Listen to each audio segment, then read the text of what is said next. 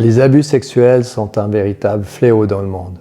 Les statistiques sont ahurissantes et cela concerne femmes, enfants et hommes.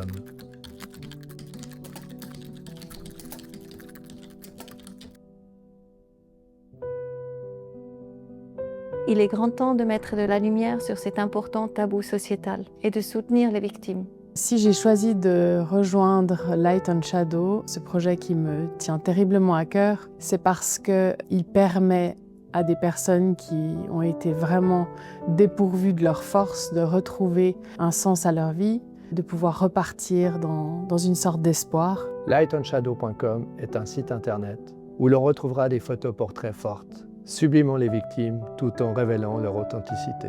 Ces portraits seront accompagnés de mini-récits révélant leur histoire. Je m'appelle Benny Tache, je suis artiste photographe. Avant d'être photographe, j'étais journaliste, éditeur. Je m'appelle Stéphanie Jardin-Elini, je suis médiatrice. Je me suis spécialisée en haut conflit et médiation pénale. Je suis aussi thérapeute systémique, Palo Alto. J'exerce dans mon cabinet à Lausanne. Je m'appelle Coco Tache et je suis journaliste éthique et connectrice. Un immense merci déjà à vous de porter un intérêt à cette cause tellement cruciale.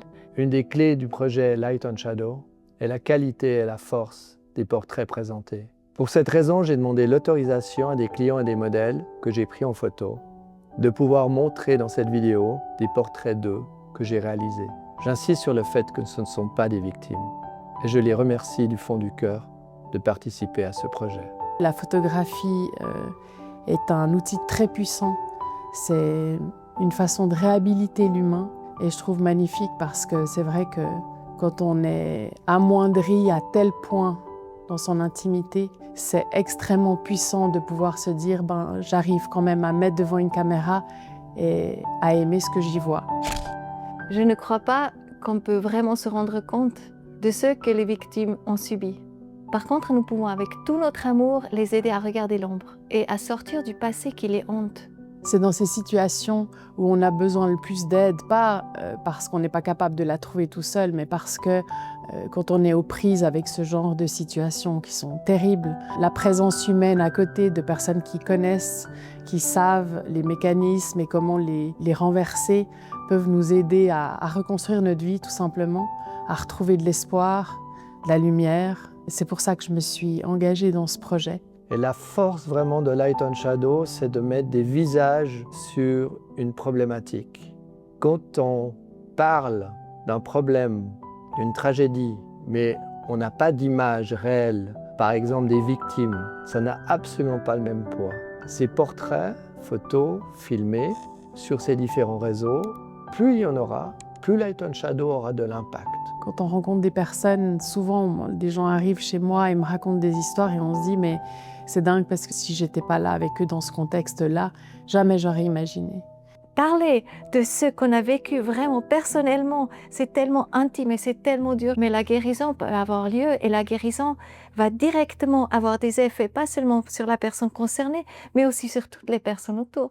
Et moi, j'aime aller derrière le masque pour faire revenir la lumière et les aider à voir comme elles sont belles et comme c'est important de retrouver de l'espoir et de la légitimité.